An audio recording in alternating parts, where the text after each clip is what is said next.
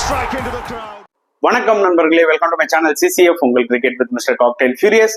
இப்போ நம்ம வீடியோல டிஸ்கஸ் பண்ண போற டாபிக் என்னன்னு பாத்தீங்கன்னா ஐபிஎல் 2025 மேட்ச் 66 and 67 ரிவ்யூ தான் நம்ம பார்க்க போறோம். ஸோ முதல்ல வந்து பாத்தீங்கன்னா நம்ம வந்து GT vs CSK match at Ahmedabad match 67 இதை பத்தி சில விஷயங்களை பேசிட்டு அதுக்கப்புறமா வந்து பாத்தீங்கன்னா match 66 between Punjab kings and Delhi மேட்சை பத்தி நம்ம பேசுவோம். So huge win for CSK, யாருமே இதை எக்ஸ்பெக்ட் பண்ணிருக்க மாட்டோம். Crucial match for GT, but CSK வந்து பாத்தீங்கன்னா மோர் தென் 80 ரன்ஸ் வித்தியாசத்துல தரமா வச்சு செஞ்சுட்டாங்க குஜராத் டைட்டன்ஸை.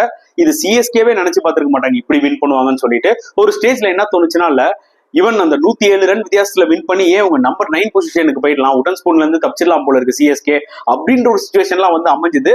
பட் சிஎஸ்கே ஒரு பிளானோட தான் வந்தாங்க. நாங்க நம்பர் 10ல இருந்தாலும் பரவாயில்ல, ஃபியூ திங்ஸ் நாங்க ட்ரை பண்ண போறோம்னு சொல்லிட்டு எம்எஸ் தோனி என்ன பண்ணாருன்னு பாத்தீங்கன்னா, அதாவது 100 ரன்னுக்கு நினைச்சிருந்தா குஜராத் டைட்டன்ஸ் ஆல் அவுட் பண்ணிருக்கலாம். பட் ஸ்டில் அவர் என்ன பண்ணாருன்னா பெஞ்ச் ஸ்ட்ரென்த் டெஸ்ட் பண்ணணும்னு சிவம் துபேக்கு டோர் கொடுத்தாரு. அது ஒரு 34 ரன் போச்சு. லாஸ்டா ஹூடாக்கும் கொடுத்தாரு, உன்னை டீம்ல சேர்த்ததுக்கு அட்லீஸ்ட் ஒரு ஓவராவது கொடுக்குறேன் போடுன்னு. அதுவும் ஓவரா போட்டார் ஹூடா. ஸோ சில விஷயங்களை சிஎஸ்கே ட்ரை பண்ணாங்க. ஸோ அதுக்கு வந்து பாத்தீங்கன்னா நம்ம வந்து குறை சொல்ல முடியாது. ஓகேங்களா, எண்ட் ஆஃப் 80 ரன்ஸ் மேல அவங்க வின் பண்ணதே ஒரு மிகப்பெரிய பூஸ்ட் தான் அடுத்த சீசன் போறதுக்கு முன்னாடி. Lots of positives for CSK. இந்த மேட்ச்ல நம்ம நிறைய விஷயங்களை சொல்லலாம். இன்னொரு பக்கம் GT will be damn disappointed. ஏன்னா தோத்தது மட்டும் இல்லாமல் 80 ரன்ஸ்க்கு மேல தோத்ததுனால அவங்க ரன் ரேட் பயங்கரமா அஃபெக்ட் ஆயிடுச்சு. ஆர்சிபி விட இன்னும் கொஞ்சம் கீழே வந்துருச்சுன்னு தான் சொல்ல முடியும். ஸோ இந்த சிஎஸ்கே வின்னால வந்து பாத்தீங்கன்னா மற்ற teams like RCB, MI, Punjab கிங்ஸ்லாம் நிஜமாவே ரொம்ப ஹாப்பியா இருந்திருப்பாங்க.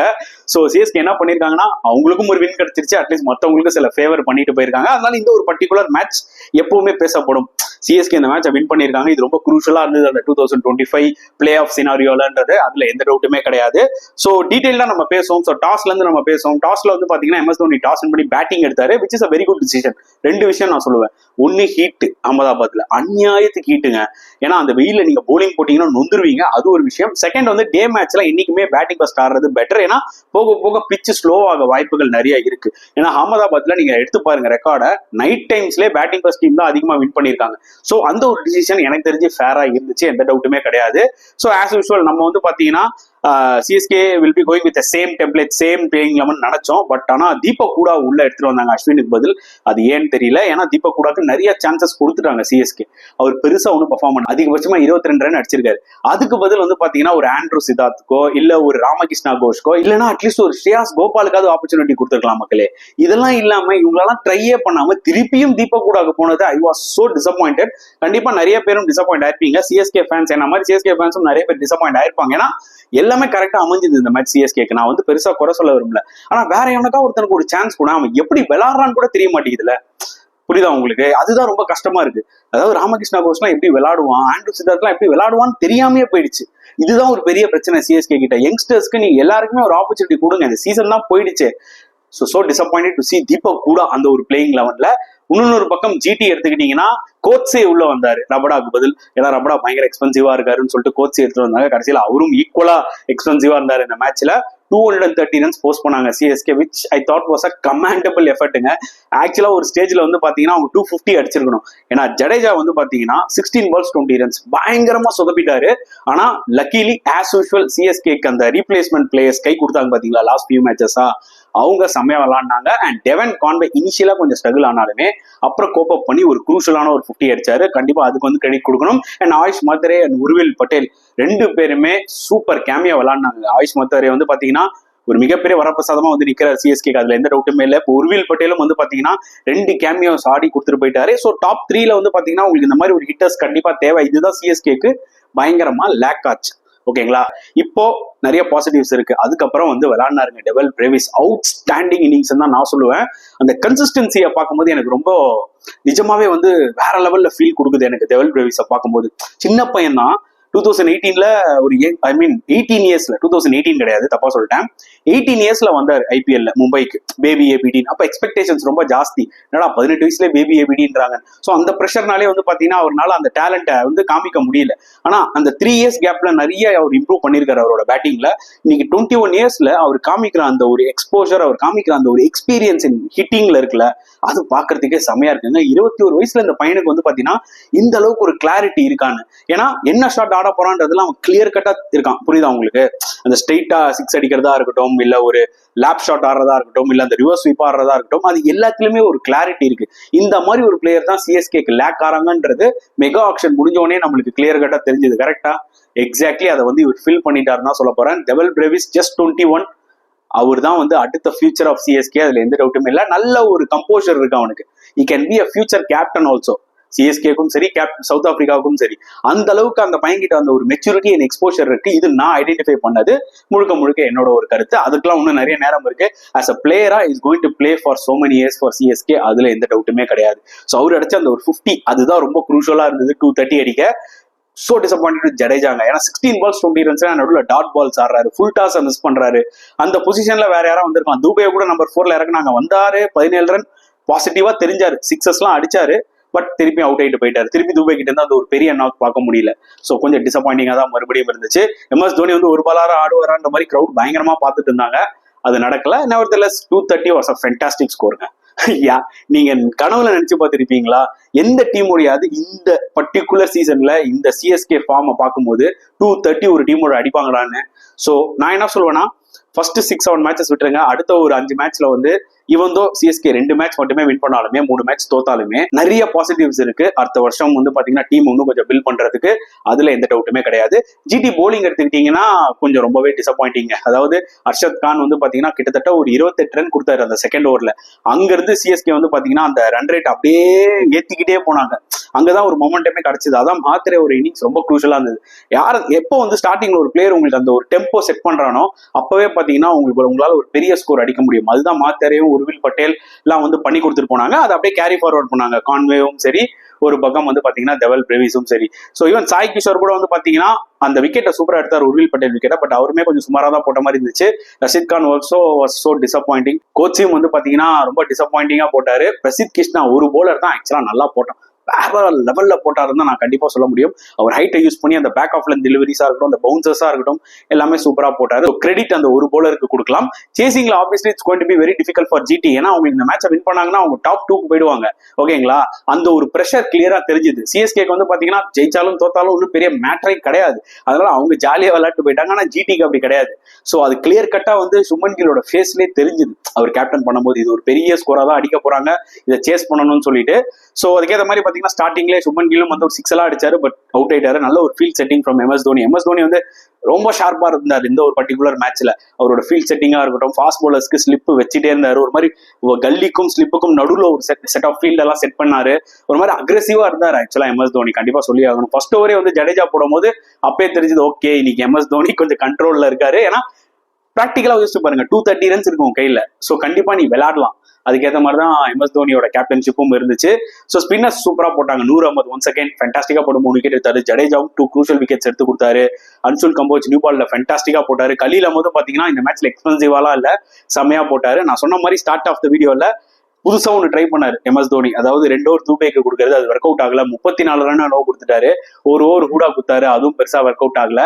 அவரும் எக்ஸ்பென்சிவா இருந்தாரு. பத்திரானாவும் வந்து பாத்தீங்கன்னா கொஞ்சம் எக்ஸ்பென்சிவா தான் இருந்தாரு. அந்த அளவுக்கு இம்ப்ரெசிவா இல்லைன்னு தான் சொல்லி ஆகணும். எஸ், அவர் வந்து கோச் விக்கெட் எல்லாம் எடுத்தாரு, அப்படியே ஸ்டெம்ப் எல்லாம் புடிங்கிட்டு போச்சு. பட் ஸ்டில் மத்த எல்லா போலர்கிட்டையும் திணறும் போது நீ தான்ப்பா இம்பார்ட்டன்ட் போலர், ஒன்ன வந்து அடிக்கிறாங்களேன்ற மாதிரி எனக்கு ஒரு ஃபீல் கொடுத்துச்சு.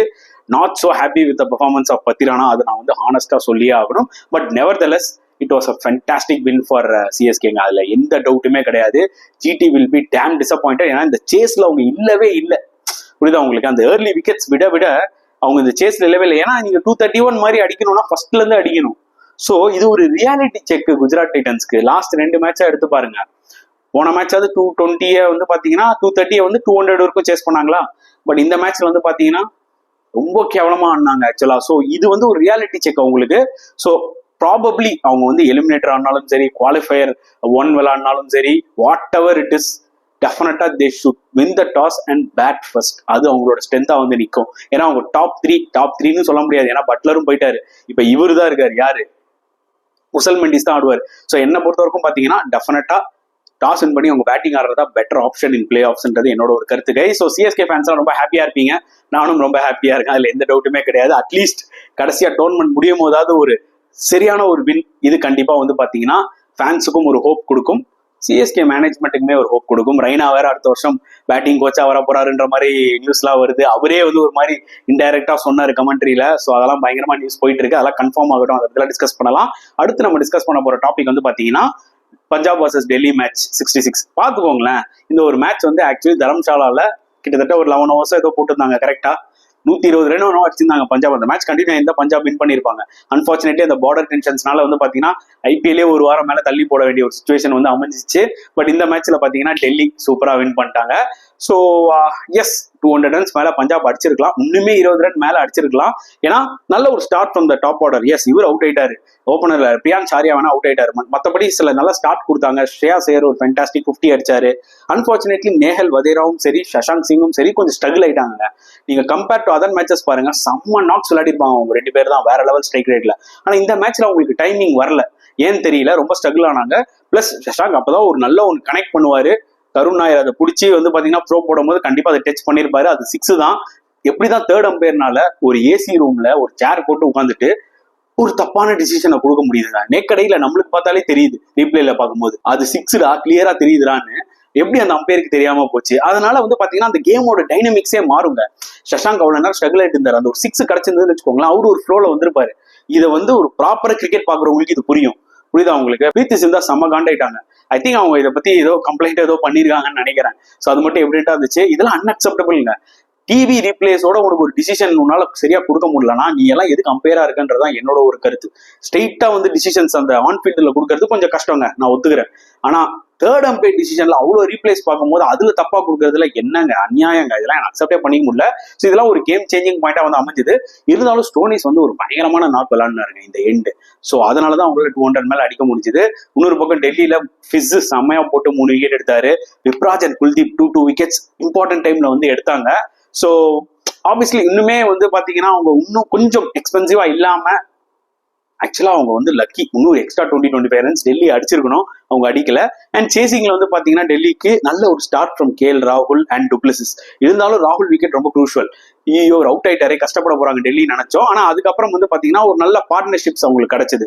ஓகேங்களா, செதிகுல் அட்டலும் சரி கருண் நாயரும் சரி அந்த ஒரு இம்பார்ட்டன்ட் பார்ட்னர்ஷிப்பை பில்ட் பண்ணிட்டு இருந்தாங்க. ரிக்வயர்ட் ரேட்டும் ஏறிட்டு போச்சு. சடனா 2 பேர் அவுட் ஆனானே திருப்பி டெல்லி வேற அண்டர் பிரஷர். அப்ப என்ன நினைச்சோம்னா ஆஹா மாட்டிப்பாங்க டெல்லின்னு. அப்பதாங்க ஒரு important partnership Sameer Rizvi and Stubbs 2 பேரும் ஒரு மேட்ச் வினிங் பார்ட்னர்ஷிப் போட்டாங்க. ஸ்டப்ஸ் ஒன்னும் பெருசா பண்ணல, 14 பால் 18 ரன் ஒரு ரெண்டுல அப்படி ஸ்டே பண்ணாரு. சமீர் ரிஸ்வி 25 பால் 58 ரன்.